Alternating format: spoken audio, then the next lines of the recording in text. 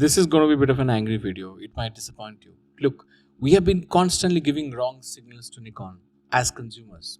As consumers, it's as if we are batting for the company because we apparently care for the brand and its legacy and its future. But really, we need to bat for ourselves first and for Nikon and for the Nikon lover boys in order to actually effectively, in reality, support the Nikon brand. I think collectively we have been giving a very wrong brief out to Nikon, particularly as it relates to the Z8.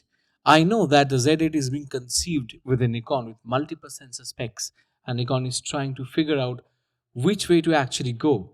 And we are not helping. There's this insane idea out there that you need to somehow protect the Z9 sales by making the Z8 dumber. That's a lazy protectionist communist shit idea. Are we really saying that we cannot make the Z8 so awesome that people actually gravitate towards it en masse and fall in love with it? Really?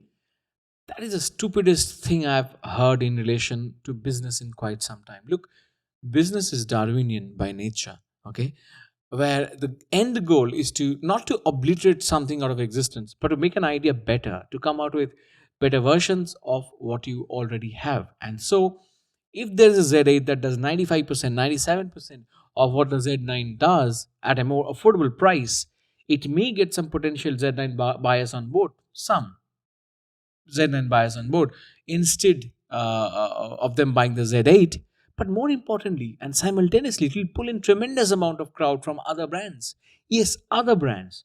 All the people like Manny Ortiz and his uncle's cousins, 10 young sons, won't consider Canon or Sony, but will come over to the Nikon camp because of the Z8.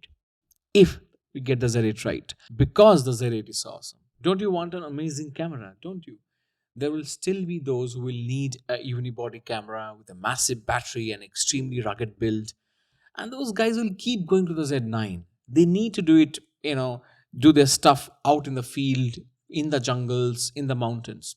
There's a specific place for Z8. Look, today, a few days back, the S5 Mark II was launched. Fully spec'd out pro video camera at 2000 US dollars. Then the XH2S has been launched by Fuji. 8K at 2,500 US dollars. Now, Fuji recently released a firmware update making the XH2S autofocus formidable. Then you have the A7R4 at 4,000 US dollars. The price value dynamics is changing. If you want the right thing for Nikon, you cannot, for God's sakes, you want to protect the Z9 from Z8, but Nikon from Sony, from Canon, and now Panasonic too. You cannot be penny wise and gold laminated pound foolish. If you argue for a high megapixel Z8, you are essentially saying that this camera should cater to a micro niche audience who want a one directional camera, a photo camera and a brilliant photo camera. There is a place for that. Because the problem is that at 4,000 US dollars, you cannot have a brand new 60 plus megapixel sensor that does everything as well as the Z8 is expected to do at pro level. That sensor doesn't exist yet right now. In order for Nikon to bring a sensor like that, they will have to price it well beyond 6,000 US dollars. Because I'm assuming today that Nikon will have to decide whether they want to put a very fast stack sensor in that body or not. So I'm looking at it like this. This camera will have a life of at least 3 years. So you'll have to compete for whatever is released in 2024 and not just in 2023, right? Therefore, should Nikon do a camera that doesn't have stacked sensor at 4,000 dollars? I'm not too sure. I think the market will move there, and Nikon, because as a brand, as a company, Nikon does not produce as many camera bodies as Canon can or Fuji does or Sony does, right? So Nikon's frequency of camera launches are much lesser compared to these three companies. Therefore, Nikon's one product will have to deal with 3-4 options from the Canon camp and Sony camp and also the Fuji camp, right? So therefore, you have to anticipate competition in the next 3 years and then understand, should this sensor be a stacked CMOS sensor, backside illuminated or not? The answer is likely to be yes, it should be. In order for a stacked sensor to come with a 60 plus megapixel resolution, it cannot be done at 4,000 US dollars, especially when no one else has this sensor, because the economy of scale will dictate pricing on that sensor. The market is not super niche and super premium, especially not for a brand that is trying, rightly so, to protect its market share. No, the market is at the center. And at the center, people want a well rounded camera, well balanced camera that can do 10 things expertly. Which means you have to make a very well balanced camera with smartly thought through compromises and smartly thought through drool worthy awesomeness.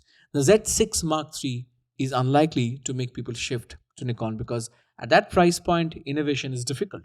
And you have superb options from Canon, Sony, and now Panasonic. The Z7 Mark III is unlikely to make people shift to Nikon because that super high megapixel market is too niche to make a meaningful market share impact for Nikon. You have to make a great camera within 4,000 US dollars so that it can offer really competitive features and can become a really competitive camera for Nikon. And yet it should be profitable for Nikon and yet accessible for a large enough audience, because then you have a meaningful market play. And you have to make it the greatest success for your company in the last 10 years, Nikon, so that no one comes in and says Nikon is sleeping again. As consumers, we need to ask the right things if we want the right things. And look, I think higher resolution sensors are truly better sensors with better color depth most often and with amazing files. Using the Z9, using the XT5 right now, these 40 plus megapixel cameras are just awesome. And I'm sure the awesome is going to increase if you cross 60 plus megapixels. But I fear that Z8 cannot be that without being a great missed opportunity for Nikon. But the Z8 has to be a gimbal mountable, much improved Z9. The Z5 Mark II will have to compete with the A7C Mark II. The Z6 Mark III will have to defeat the Canon R6 II without a doubt. The Z7 III will have to be the best high resolution landscape camera ever made.